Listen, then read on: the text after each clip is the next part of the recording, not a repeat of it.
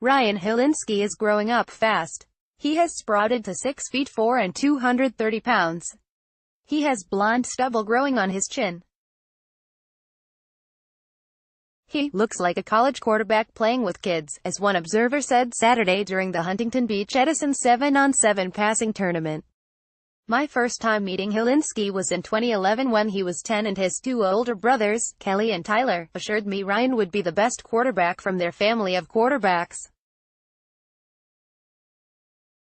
Advertisement. They were right.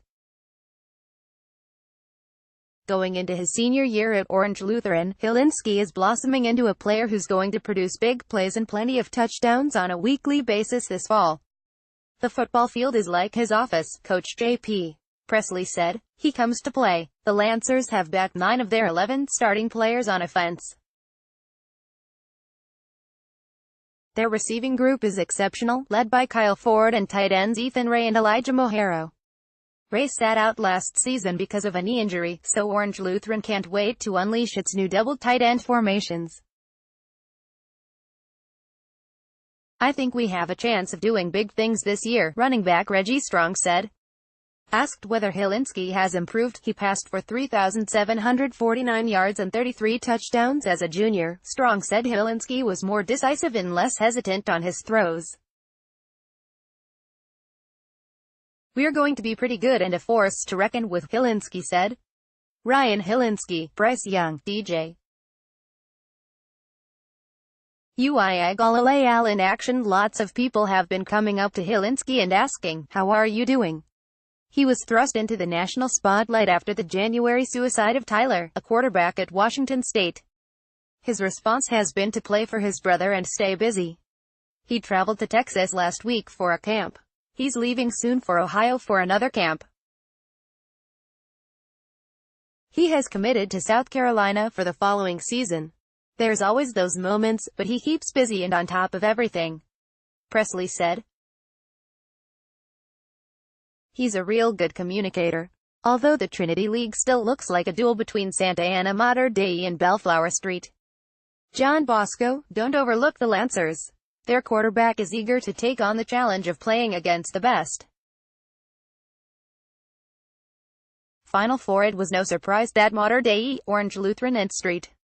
John Bosco made it to the semifinals of Saturday's tournament. The surprise was Mission Viejo, which is learning a new offense under former St. John Bosco offensive coordinator Chad Johnson. Quarterback Joey Yellen used to be at St. John Bosco, so learning the offense isn't too difficult, but the Diablos showed they have the skill position players to have another strong team. Jojo Forrest caught a winning touchdown pass to enable Mission Viejo to defeat St. John Bosco. Mater Dei won the championship. Advertisement. Mater Dei quarterback Bryce Young passes during the battle at the Beach Summer Varsity Football Passing League Tournament at Edison High School. Patrick T. Fallon, for the Times. The Monarchs' secondary is about as good as it gets with Jeremiah Criddle, William Nimmo and Elias Ricks leading the way. Quarterback Bryce Young was accurate and tight end Michael Martinez filled in nicely at times for Brew McCoy, who is injured. Mission Viejo will be hosting a 7-on-7 passing tournament Saturday, with many of the same teams from the Edison tournament competing. Decision time for transfers. Harbor City Narbonne should be able to learn this week the status of more than half a dozen transfer students. City Section Commissioner John Aguirre is meeting with parents and school officials to try to determine who's eligible and whether they will have to sit out the first month of the season. It's similar to what happened to Carson last season when Aguirre needed to determine eligibility for a group of transfers from Narbonne and Wilmington Banning.